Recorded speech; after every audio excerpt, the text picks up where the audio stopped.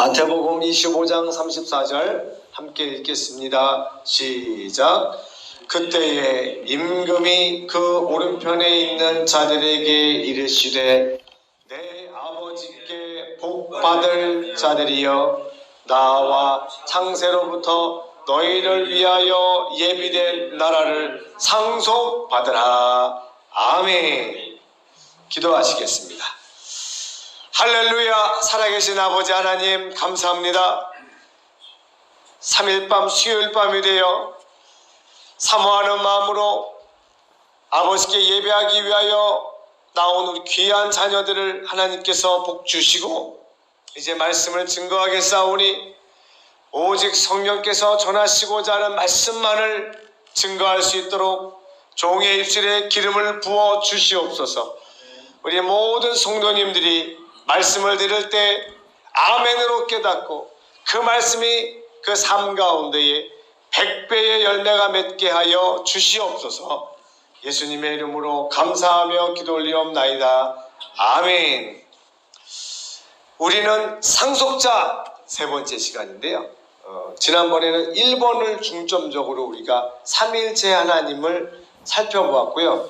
제가 뒷장에 이렇게 그림을 그려봤습니다. 그림. 이 그림을 보고 여러분이 하나님을 이해하시면 좋겠어요. 원래 하나님을 이렇게 보이게 그리는 것 자체가 원래는 말이 안 돼요. 하나님은 안 보이니까. 하나님은 눈으로 볼 수 없지만 우리 아버지 하나님, 아들, 성령님, 삼위일체 하나님이시죠. 그런데 아버지 하고선 요한복음 10장 29절을 써놨는데요. 그게 뭐냐면 아버지는 만유보다 크시다. 그게 요한복음 5장 29절이에요. 모든 것보다 크신 분이 우리 하나님 아버지예요. 그러니까 하나님이 아니 계신 곳이 없어요. 하나님은 다 계세요. 그게 우리 하나님 아버지세요. 그리고 아들은 어디에 계셨었냐면 아버지의 품 안에 계셨었어요. 그리고 성령님은 어디 계셨어요? 아버지 품 안에 계셨어요.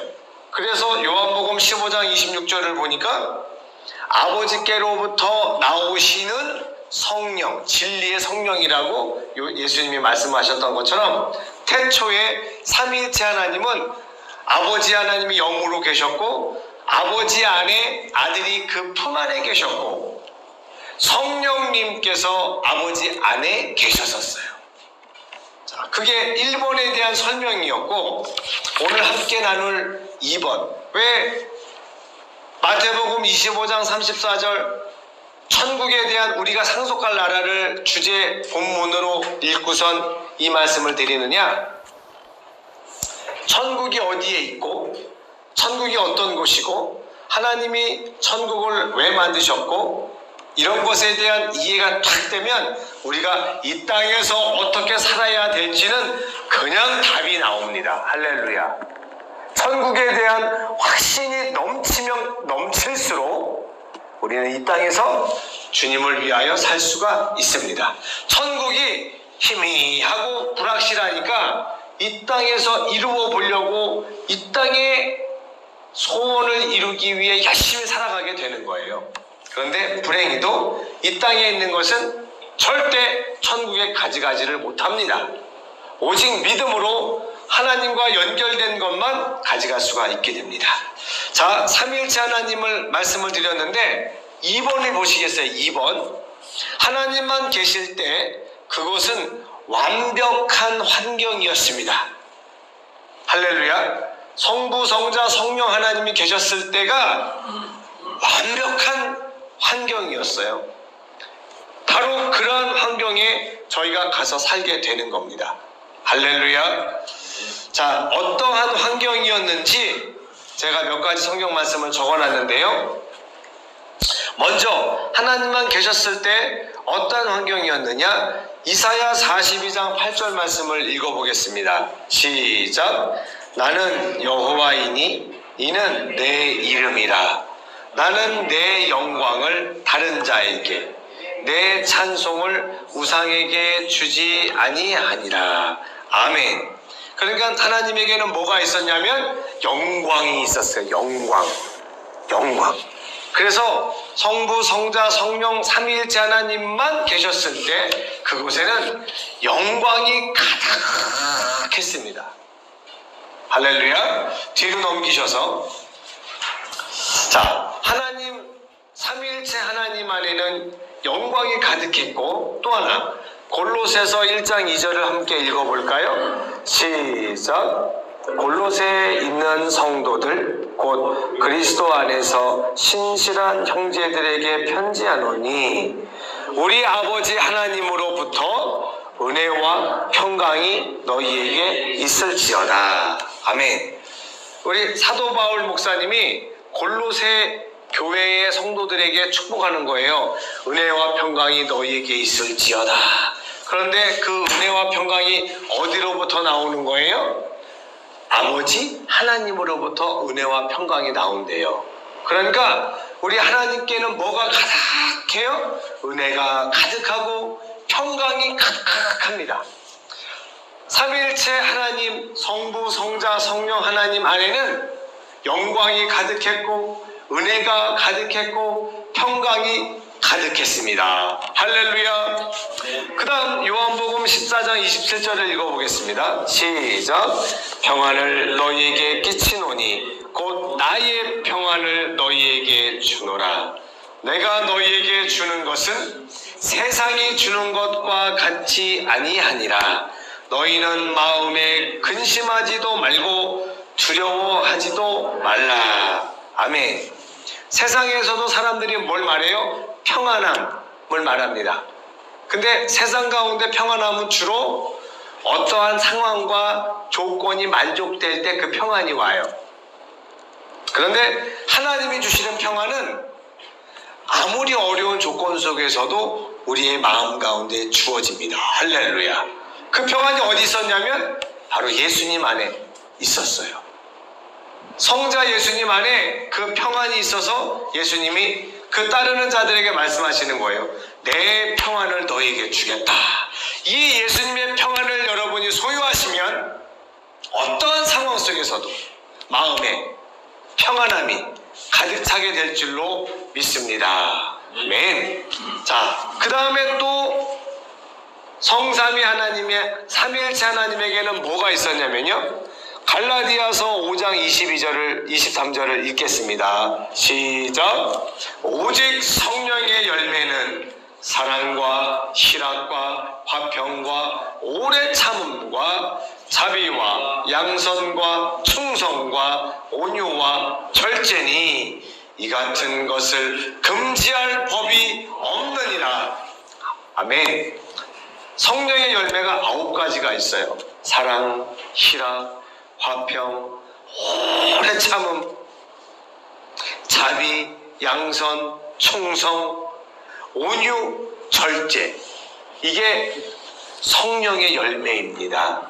그래서 자, 한 가지 또 퀴즈를 내겠습니다. 저번에도 한번 내드렸는데요. 조유사님, 죄를 지어서 죄인입니까? 아니, 다른 예로. 도둑질을 해서 도둑놈입니까? 도둑놈이니까 도둑질을 합니까? 편하게 한번 얘기를 해보세요. 한번 생각해 보세요. 도둑질을 했으니까 도둑놈이에요? 아니면 도둑놈이니까 도둑질을 했을까요? 네, 그것이 성경적인 관점입니다. 세상에서는 아무리 저는 분명히 맨날 도둑질하는 것 같아. 근데 신고를 했어요. 경찰! 저놈이요, 가만히 보니까 맨날 도둑질하는 놈 같아요. 근데 물증이 없네? 그러면 그 사람을 감옥에 가둘 수 있어요, 없어요? 절대 불가능하죠. 세상은 행위로서 그 증거가 있지 아니하면 절대로 그 사람이 결론을 내릴 수 없어요. 죄인이라고.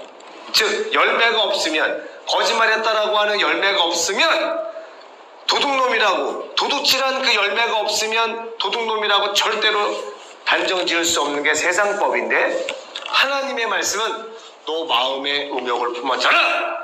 너는 이미 가늠했다. 이렇게 말씀하시죠. 하나님께서는 행위의 죄보다도 더 고차원적인 우리 마음의 죄를 말씀하고 계세요. 그리고 죄를 지었다면 죄를 지었기 때문에 도둑질했기 때문에 너는 도둑놈이다 이게 아니라 너는 이미 도둑질을 할 마음의 욕심을 가졌구나 이거를 하나님께서는 야단치시는 거예요. 이미 마음에 유혹이 돼버리고 마음에 욕심이 생겨버리니까 그 마음에 이끌려서 그 행위를 하고야 마는 거예요. 마음에 남의 거 절대로 탐심 안 가지고 남의 거 욕심 안 내는 사람이 도둑질을 왜 합니까? 똑같이 자 등야평 집사님 사과가 열리는 걸 보니까 사과나무인 줄 알겠어요? 사과나무니까 당연히 사과나무가 열리는 거겠어요? 그렇죠. 이거는 조금 쉽죠. 사과가 열리니까 사과나무라는 게 아니라 사과나무니까 당연히 열리는 건 전부 사과인 거예요. 저와 여러분이 하나님의 자녀라면 우리에게 나오는 모든 열매는 성령의 열매가 나올 줄 믿습니다. 그러니까 성령의 열매가 9가지가 나오는데 여기에서 성령의 열매들은 이라고 복수로 얘기하지 않았어요. 성령의 열매는 이 9가지다 이렇게 얘기해서 성령이 충만하잖아요. 하나님의 영이 충만하면 9가지가 다 나와요. 한꺼번에. 나는 사랑은 좀 이제 나오는데 절제가 안 돼. 그런 건 아직 성령의 열매가 아니에요. 성령께 온전히 붙잡히면 어제까지는 내가 오래 참는 거 절대 못했는데 성령의 능력이 나를 덮고 성령께서 나와 함께 하시니 이제는 오래 참을 수 있는 거예요. 인내할 수 있는 거예요. 사랑할 수 없는 사람을 사랑할 수 있게 되는 거예요. 그리고 절제할 수 없었는데 절제할 수 있게 되는 거예요. 할렐루야. 그래서 성령의 열매는 이 9가지가 한꺼번에 나옵니다. 절제해야 할 상황에서 절제가 되고 사랑해야 할 곳에서 사랑이 되고 성령의 열매가 가득하시기를 축원합니다. 이 열매가 바로 하나님으로부터 나오는 것이기 때문에 성삼위 하나님 아버지와 아들과 그러니까 우리가 하나님을 이해할 때요 삼위일체 저는 개인적으로 그 용어가 별로 마음에 안 들어요. 저는 지금도 위라고 하는 거를 삼위 할 때 그 위를 정확하게 가슴에 와닿게 설명하기가 좀 너무 어려워요. 하나님이 세 분이신데 한 몸이시다. 이게 삼위일체라는 말인데요. 하나님은 분명히 아버지, 아들, 성령님이 따로 계세요. 분명합니다. 아버지는 아들이 아니에요. 아들은 성령님이 아니에요. 또 성령님은 아버지도 아니에요. 그런데 아버지는 하나님이세요. 할렐루야. 아들도 하나님이시고 성령님도 하나님이세요.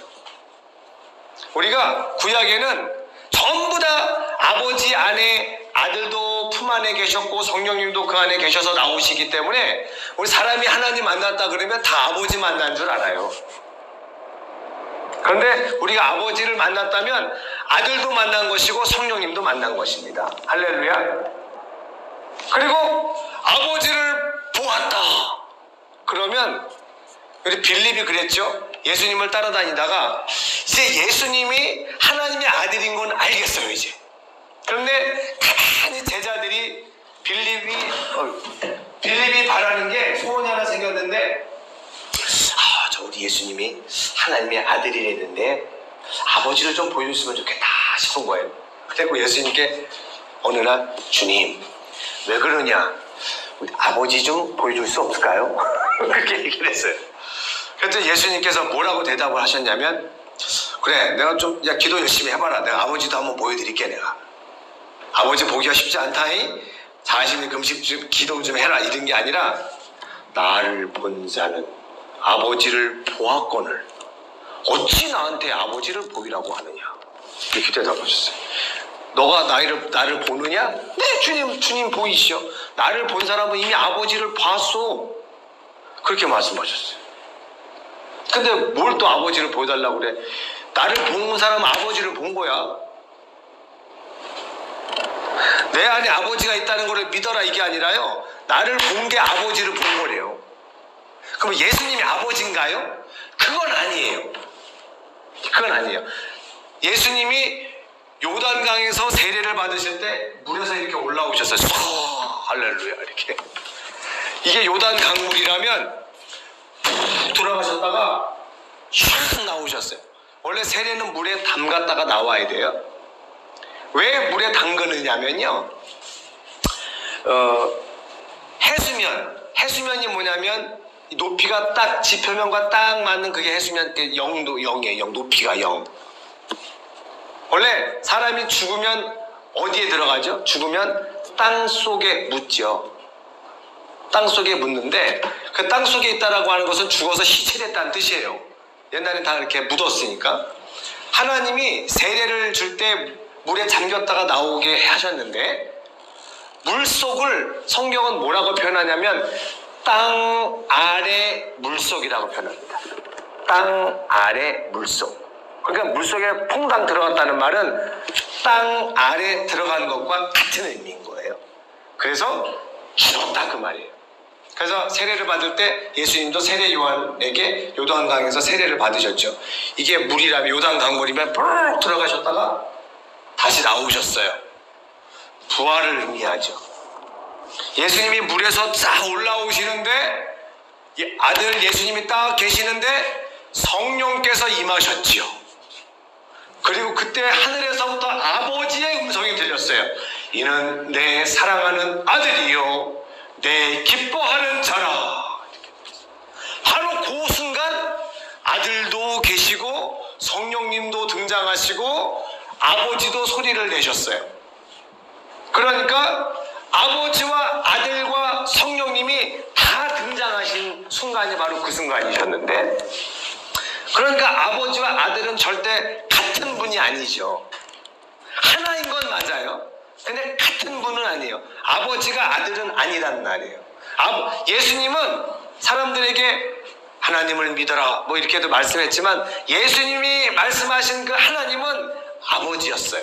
예수님이 하늘에 계신 자기를 보내신 그분을 지칭할 때 하나님이라고 그러신 적이 없어요. 아버지라고 그랬죠. 항상 아버지요 아버지요 아버지요. 그리고 이 아버지와 아들과 성령님은 얼마나 기가 막히신 분들인지, 아들은 아버지께서 무슨 말씀만 하시면 이 아들은 아버지께서 말씀하신 거라면 100% 아멘 예 하겠습니다. 100% 순종하셨습니다. 할렐루야. 근데 아들이 아버지한테 명령하진 않죠. 아버지가 아들을 보내시고 아들에게 명령하시지만 아들이 아버지에게 명령하시진 않아요. 그러면 명령을 받는 아들이 명령하시는 아버지보다 더 뭔가 계급이 낮은 건가요? 절대 그렇지 않죠. 자, 제가 제 아들 이제 둘 있어요. 지성이도 있고 지명이도 있어요. 요 육신의 때의 요 상황에서는 그놈이 제 자식이니까 제 말을 들어야죠. 그러면 제가 걔네보다 높아요? 제가 얘네들보다 더 존귀하고 계급이 높은 자인가요? 아니죠. 30년만 지나면 역전되죠. 저는 이제 할아버지가 돼가지고 지금은 아빠 말 들었지? 이리와 저리가 막 제 말 막 명령하고 막 그래요. 30년만 딱 지나면 지성아 아빠가 이것 좀 해도 될까? 그러면 이제 지성이가 딱 장송해가지고 아버님 그렇게 하시면 안 될 것 같습니다. 그러면 이제 아버지한테 뭐라고 명령할 수는 없지만 저는 아버지이지만 아들에게 모든 걸 다 맡기죠. 아들에게 다 맡깁니다. 그것처럼 우리 아버지 하나님께서는 아들에게 다 맡기셨어요. 그러니까 아버지가 아들에게 명령하시고 아들을 보내시고 십자가에서 죽으라고 하고 막 그랬다고 해서 아버지가 대장, 아들은 부하, 이게 아니란 말이에요. 아버지와 아들은 똑같은 하나님이십니다. 할렐루야. 그러니까 자, 천사의 창조와 인간을 비교해 보시면요, 천사는 인간이라고 하는 걸 이렇게 바라보면서 이야, 어떻게 저런 게 있냐 궁금해요. 왜냐? 천사는 하나님께서 만들어 놓으신 모습 그대로 자라지도 않고 태어나지도 않고 결혼도 안 해요. 대신 얼마나 아름답게 하나님이 천사를 만드셨는지 몰라요. 능력 또한 대단합니다. 그런데 천사가 이제 지음을 받고 열심히 하나님의 일을 하고 있는데 하나님께서 갑자기 빛이 있으라 그러셨단 말이에요. 그러더니 6일 동안 창조를 하시네요. 천사들이 그 일을 함께 막 하면서 우와, 하나님이 하시는 일이 대단하군요. 하나님이 하시는 일이 대단합니다. 막 할렐루야 찬양을 하고 있는데 갑자기 하나님이 동물을 다 만드시고 나서 인간을 탁 만드셨는데 아담을 만드시더니 하나님께서 아담을 재워요. 천사는 육체가 없으니까 잠도 안 자죠. 그러니까 육체라고 하는 그것 자체가 천사에게는 참 신비로운 거예요. 이야, 신기하다. 그 다음에 세상에 아담의 갈비뼈를 빼가지고 하나님이 똑같은 사람 여자를 만들었어요. 그러니까 천사가 아니 따로 하나 만드시지 왜 남자한테 갈비뼈를 빼가지고 여자를 만들지? 그것도 신기한데 둘이 딱 잘 놀다가 어느 날 갑자기 하와가 배가 이렇게 불러오더니 하와한테 뭐가 쑥 나오네. 그게 아이 낳는 게 천사가 보기엔 이게 뭐요? 세상에 뭐 이런 일이 다 있냐? 놀자란 말이에요. 그래 그 아이가 자라서 아기 때는 아무것도 혼자 못하지만 성장하고 머리도 트이고 그러면서 이제 점점점 장성하여 자라는 모습을 보는 거예요. 천사가 도대체 인간이라는 존재가 왜 저렇게 존재하지? 그리고 육신을 갖고 있었던 인간이 이제 육신의 이 우주가 싹 불타 없어지고 새 하늘과 새 땅이 임할 때 우리는 부활하여 영의 몸을 입게 됩니다. 할렐루야. 영의 몸을 입게 될 때는 이 한적이 우리 조교사님께 좀 주름 피고 한번 그래 보신 적 있으세요? 보톡스 맞아보셨어요? 보톡스? 안 맞나? 근데 어쩜 이렇게 피부가 좋으셔? 우리가 나이 먹으면 주름 피려고 보톡스 막 맞고 막 그러죠?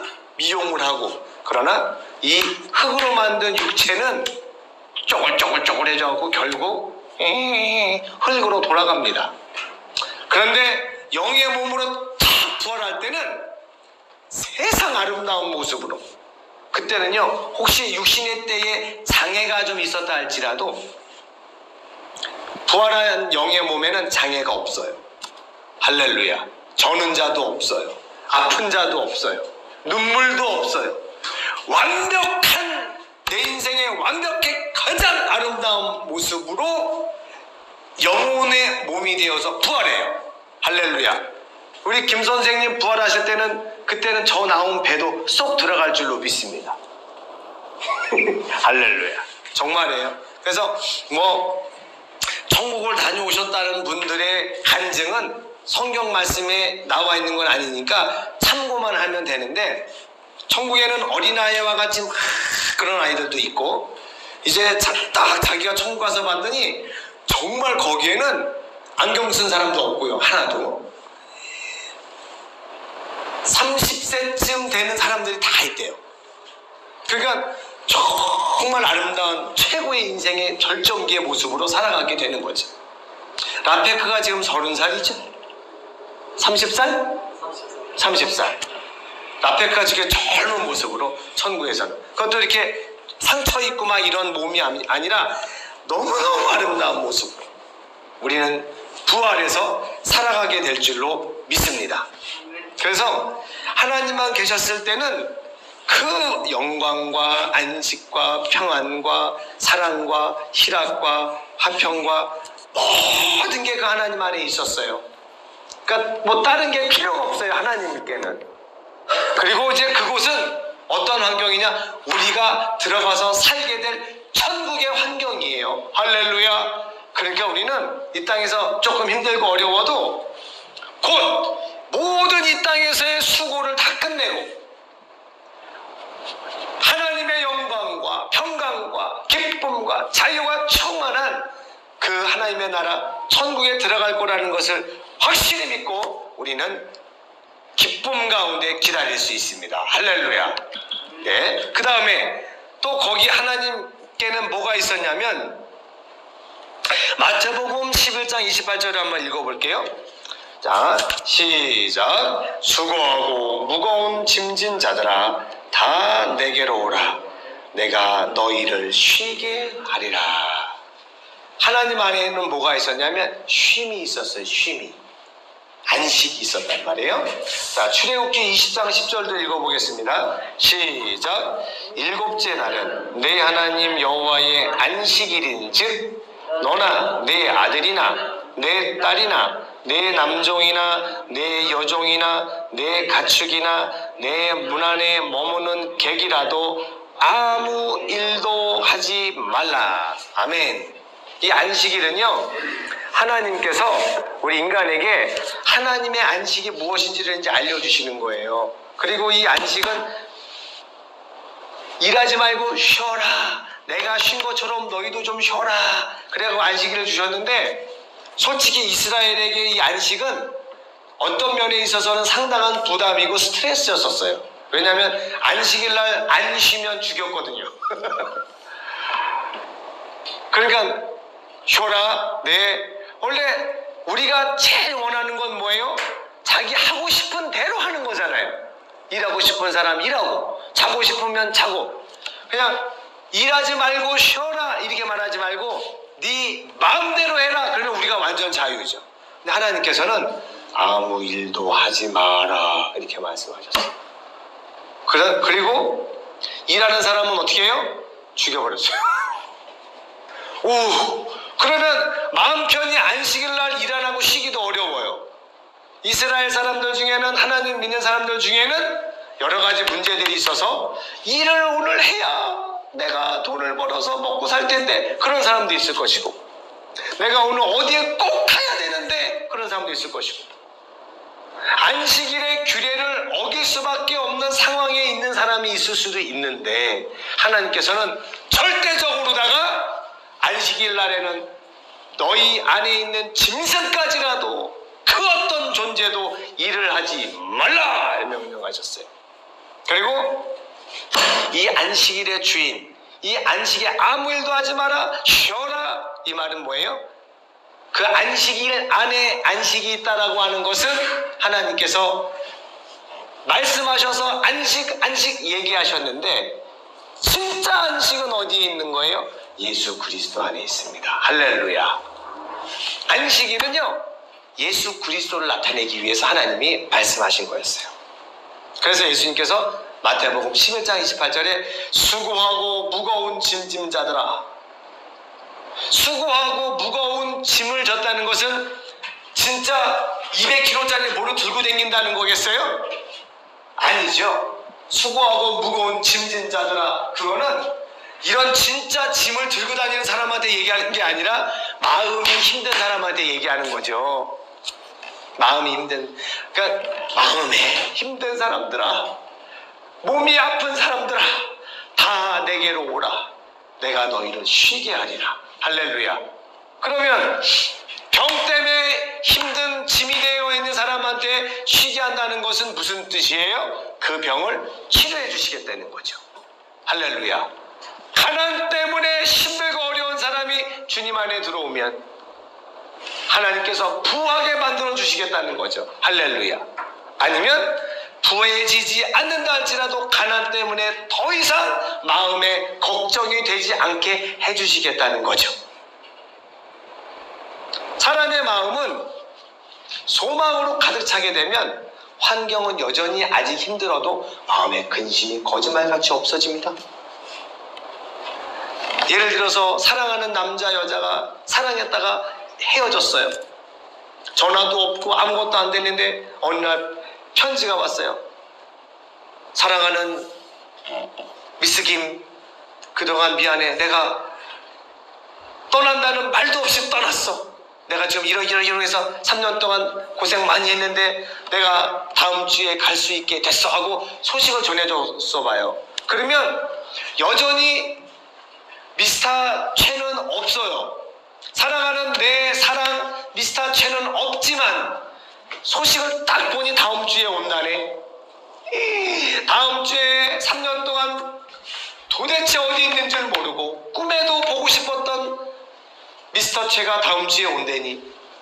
여전히 미스터 최가 내 주변에 없는 건 똑같은데 어제까지는 좌절이었는데 오늘은 희망으로 가득 차서 콧노래를 부르면서 이제 다음 주면 우리 미스터 김이 온다. 막 기분이 설레죠. 우리 등려평 집사님은 마음이 뭘 생각하면 제일 기쁘세요? 한번 생각해 보세요. 우리 조 여사님은 어떤 생각을 하면 마음이 제일 기쁘세요?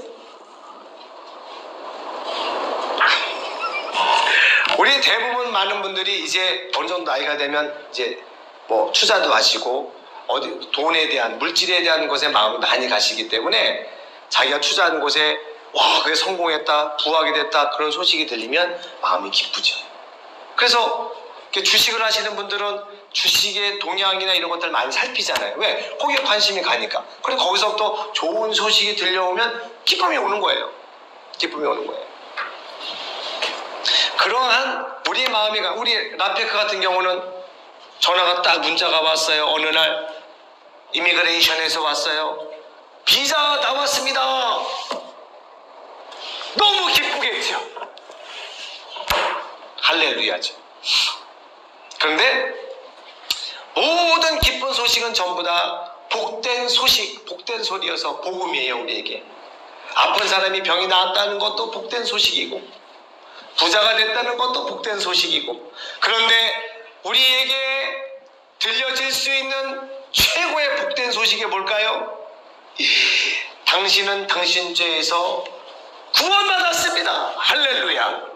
당신의 죄가 해결됐습니다. 이 소식이 우리 인간에게 주어지는 가장 최고의 복된 소식이란 말이에요. 죄를 해결하지 않고는 결국 가는 곳이 지옥이니까. 그런데 하나님의 아들 예수님께서 이 아들이, 근데 이제 요 그림 설명을 해드릴게요. 이 아들이 아버지 품에 계셨다가 아들의 나라를 만드셨다 그랬죠? 근데 그 아들의 나라는 하나님 바깥에 있는 게 아니에요. 하나님 안에 있어요. 왜냐하면 그것도 하나님께서 다스리시고 하나님이 역사하시는 곳이니까.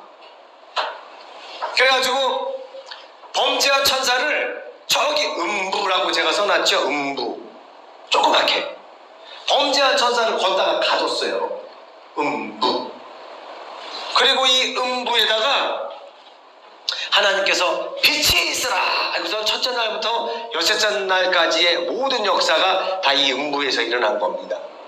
그러니까 음부 이퀄 우주 이렇게 생각하시면 되는 거예요. 자, 이거는 하나도 어렵지 않아요. 자, 보세요.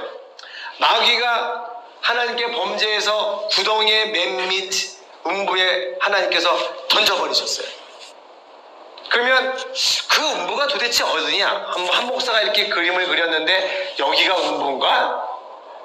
확실히 맞나? 잘 모르겠는데 싶은데 한 가지 분명한 사실. 하여간 마귀가 역사하고 돌아다니는 곳이 음부죠. 하나님이 음부에다 마귀를 가뒀으니까. 자, 그러면 퀴즈. 조 여사님, 이 세상에 마귀가 있나요? 없나요? 드글드글하지 아주 그냥. 그럼 여기가 음부네요. 그죠? 여기 음부잖아요. 하나님이 분명히 범죄한 천사를 음부에다 던져서 가둬놨잖아요. 근데 보니까 여기 세상에 마귀가 드글드글하네요. 에이, 그건 아니죠. 이 하나님이 다스리는 이 좋은 세상, 여기가 무슨 음부예요. 여기는 한 예수님께서 다스리시는 빛이 있으라 해서 6일 동안 아름답게 만드신 세상이죠. 음부는 저기 어디다 가두지 않았을까요? 그러면 이제 심각한 문제가 생기죠. 만약에 그렇다면 마귀는 저기 어딘가에 갇혀놨는데 지금 지금 우리가 마귀가 역사한다는 것도 다 인정할 수밖에 없죠. 사람을 유혹하고 죄짓게 하고 얼마나 끔찍한 일들이 많이 벌어집니까? 그러면 마귀는 저쪽에 있긴 한데 마귀가 역사는 여기서 해요. 그러면 잘못하면 마귀를 전지전능한 존재로 만드는 거예요. 마귀는 여기 없는데 저쪽에서 죄를 막 지도로 막 조작해, 역사. 죄잖아. 그러면 마귀를 전지전능하게 만든 거예요. 마귀는 유한한 존재예요. 피조물이에요. 천사일 뿐이에요. 타락한 천사. 그러니까 마귀는 지금 여기 이렇게 가둬져 있어요. 이렇게. 그리고 하나님이 너희를 내가 이리떼 속에 보낸다. 양을 이리떼 속에 보내는 것처럼 하나님께서 우리를 어디다가 두셨어요? 마귀가 득실득실거리는 이곳에다가 우리를 창조하셨어요. 왜요? 이곳에서 천국에 들어가기 위한 준비를 하는 거예요. 할렐루야. 그래서 우리는 날마다 믿음의 전쟁을 싸워야 됩니다. 그냥 신앙생활이 그대로 되어지는 경우는 없어요. 하나님의 말씀을 들었지요? 아멘. 그러면 이제 각자의 삶에 적용이 되지 않겠습니까? 아멘. 맞아. 내가 이러이러하니까 오늘 말씀 듣고 은혜 받았으니 내가 이렇게 변화되리라. 할렐루야. 그 믿음의 주님 안에서의 믿음의 성숙과 성장이 계속 일어나는 거예요. 끝은 없어요. 죽을 때까지 믿음은 계속 성숙되어 가는 거예요. 예수님을 닮아가는 거예요. 그리고 이 땅을 떠나는 날 우리가 주님을 닮아간 그 분량만큼 우리는 하나님 앞에 가서 다 결산하고 상금 받는 겁니다. 할렐루야. 그래서 아버지께서 아들과 성령님과 함께 계셨을 때 안식이 있었고 쉼이 있었고 평안함이 있었어요. 영광이 있었어요. 사랑이 가득 찼어요. 이 말도 안 되는 과연 이런 곳이 있을까 싶은 이 놀라운 환경 속에 이제 저와 여러분은 가게 됩니다.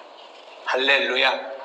물론 우리 인간과 천사는 자유의지를 가지고 하나님이 지으셨기 때문에 언제든 타락할 가능성이 있어요.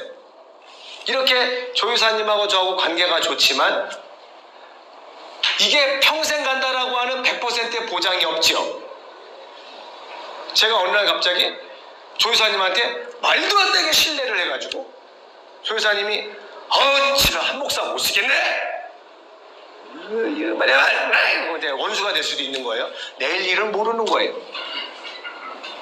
그리고 지금 뉴스 안 보십니까? 목사가 돼가지고 성폭행을 하고 그분들이 목사 될 때는 얼마나 하나님을 사랑했으면 신학교에 가서 목사가 됐겠어요. 근데 그렇게 타락하잖아요. 내일 일은 모르는 거예요. 예수님께서 마지막 때 경고를 하시면서 마귀를 피해라, 마귀를 대적해라, 항상 원수 마귀를 항상 조심해라 라고 말씀도 하셨지만 사람의 유혹을 조심해라 말씀하셨어요. 사람의 미혹을 조심하래요. 그러니까 마귀에게 영향을 받지 않아도 사람 자체가 타락해서 막 나쁜 짓을 하나님께 범죄할 수가 있단 말이에요. 베드로가 예수님께서 내가 십자가에 죽을 것이다 그랬더니 베드로가 그 말 듣자마자 안 됩니다 주님, 절대 그런 일이 있을 수가 없습니다. 베드로가 이제 주는 그리스도시요 살아계신 하나님의 아들입니다 이 멋진 고백을 하고 나서 예수님께 칭찬을 들었거든요. 요한의 아들 시몬아 네가 복이 있다. 이런 멋진 고백을 하다니 이것을 알게 하는 이는, 내가 그리스도라는 것을, 하나님의 아들이라는 것을 알게 한 이는 혈육이 아니라 하나님의 역사다. 베드로가 할렐루야 하고 예수님 칭찬 들어가지고 좋았단 말이에요, 기분이. 근데 예수님께서 이제 내가 장로들에게 고난을 당하고 십자가에 못 박혀 죽을 것이다 그랬더니 베드로가 주님 그럴 리가요, 절대 그런 일이 있으면 안 됩니다. 나름 예수님 고난당하신다고 하니까 그래서는 안 됩니다 라고 말했더니 예수님께서 야 베드로야 너밖에 없다. 내가 십자가 지는데 좀 힘들 것 같은데 네가 나를 이렇게 위로해 주니 너밖에 없구나 라고 하신 게 아니라 예수님 고난당하면 안 된다라고 이 위로하는 베드로에게 예수님께서 사단아! 이렇게 말씀하셨어요. 사단아! 예수님 보고 예수님이 베드로에게 사탄의 씨였구나 이게 아니고요. 베드로한테 사탄아! 그랬어요. 내 뒤로 물러가라. 너가 하나님의 일을 생각하지 아니하고 사람의 일을 생각하는구나. 그러니까 베드로는 인간적으로는 맞는 말을 했어요. 근데 예수님께서 말씀하시기를 네가 사람의 일을 생각하는구나.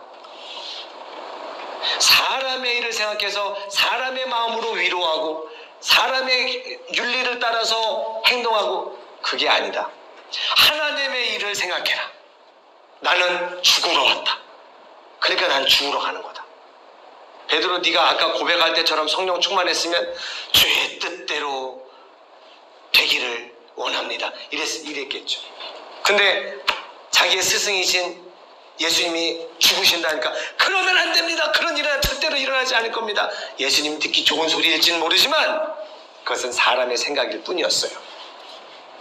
우리는 아버지께서 아들을 위하여 준비하신 영원한 그 천국에 이미 자리가 예약이 되어 있고요. 이 땅에서 우리가 주의 말씀에 100% 순종하고 생명까지라도 주를 위하여 다 드려야 될 이유, 우리가 주님을 너무 사랑하기 때문에. 할렐루야. 그리고 예수님은 첫 열매가 되셨고 우리도 예수님이 죽으신 것처럼 다 주의 나라와 복음을 위하여 다 죽으셔야 돼요. 그렇다고 해서 전부 다 목배임 받으라는 소리가 아니라 죽기까지 오직 마음과 생각이 하나님의 나라에 가 있어야 돼요. 유언하실 때 우리 조여사님 자식들에게 뭐 유언하시겠어요? 지금부터 연습하세요. 첫째야, 예수 잘 믿어라. 할렐루야. 그거 유언할 거 그거밖에 없어요. 자식들은 뭘 기대하겠어요? 내가 정리해보니 재산이 한 7억쯤 됐는데 첫째야 너는 땅을 가져라. 자식들은 그런 걸 기대할 수 있겠는데 우리가 남길 말은 하나밖에 없어요. 예수 잘 믿어라. 예수 잘 믿어라. 나는 먼저 간다. 내가 천국에서 너희를 위하여 기도할 테니 예수 잘 믿고 나중에 보자.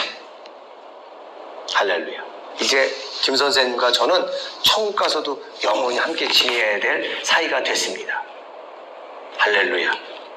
천국을 날마다 생각하고 꿈꾸시면서 지금 하루하루의 삶 속에 있는 모든 어려움을 믿음으로 다 이겨내시기를 축원합니다. 지지 마세요. 우리는 어떤 어려움도 그 어려움 속에 좌절하거나 낙심해서는 절대 안 됩니다. 우리 예수 믿는 사람에게는 오직 승리뿐입니다. 할렐루야. 그래서 가장 엄청난 무시무시한 승리가 뭐겠어요?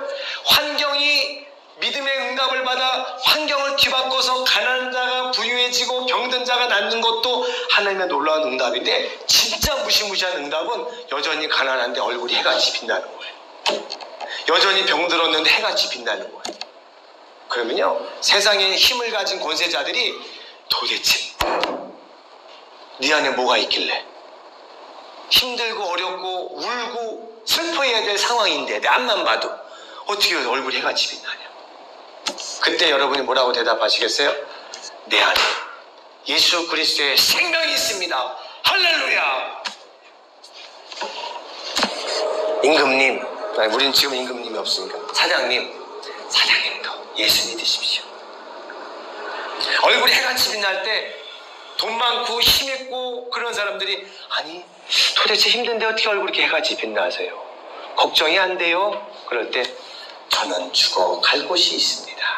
사장님 걱정 많으시지요? 그렇게 물어보세요. 다 있어요. 이 귀신 들어오지 점신이 안 접해도요 100% 점을 맞출 수 있는 비결이 있어요. 이 등약변 집사님 테스트 해보세요. 이렇게 친한 사람 있잖아요. 이렇게 물끄러미 쳐다보세요. 아이고 걱정이 많구만. 그러면 어떻게 알았어? 100이면 100 다 그 얘기합니다. 당연 걱정 없는 사람이 없거든요. 근데 우리는 세상적인 기준으로는 걱정이 있다 할지라도 예수님이 계시니 완벽하게 문제를 해결받은 사람인 줄 믿습니다. 우리에겐 걱정이 없어요. 정말 없어요. 마귀는 오직 한 가지 목적밖에 없어요. 요 입에서 뭐가 나오면 마귀가 승리하는 거예요? 원망 나옵니다. 어이구, 예수 믿어봐야 소용없네, 이 말 나오게 하는 거예요. 마귀는 환경 줄이를 틀어가지고 그 말 한 말만 나오면 돼. 야, 이러도 네가 예수 믿을래? 그러다 뭐 기도하다가 환경이 바뀌지 않으면 낙심하다가, 에이고, 내가 금식 기도를 하고 작정 기도를 했는데 기도해도 소용없네. 그럼 마귀는 춤을 추는 거예요. 왜? 한 영혼이 하나님 믿었다고 하나님을 포기하는 순간이니까. 우리는 한번 따라해보세요. 입술에 피멍이 들어도 감사하리라. 할렐루야. 우리는 그냥 이를 안 불고 감사하는 거예요. 결국 우리는 천국 갈 거니까. 우리 공문할 때 이렇게 간첩이 잡히면 너 누가 시켰어? 빨리 얘기 안 해. 근데 의리가 있는 사람들은 끝까지 얘기 안 하잖아요. 죽을지언정. 우리 독립투사들이 그랬잖아요. 우리는 하나님 나라에 보냄받은 독립투사들입니다. 할렐루야. 이 땅에 하나님의 나라를 세워나가야 할 하나님의 보낸 자들이에요. 마귀가 아무리 여러분의 믿음을 흔들고 테스트를 한다 할지라도 감사하고 또 감사하면서 매일매일 승리하시는 저와 여러분 되시기를 축원합니다. 그래서 삼위일체 하나님 안에 있었던 이 놀라운 좋은 것들이 여러분의 심령 가운데 가득 차게 되시기를 예수님의 이름으로 축원합니다. 아멘. 우리 말씀을 붙잡고 불을 내려주소서 찬양을 들으시면서 하나님, 저를 성령 충만하게 해주세요.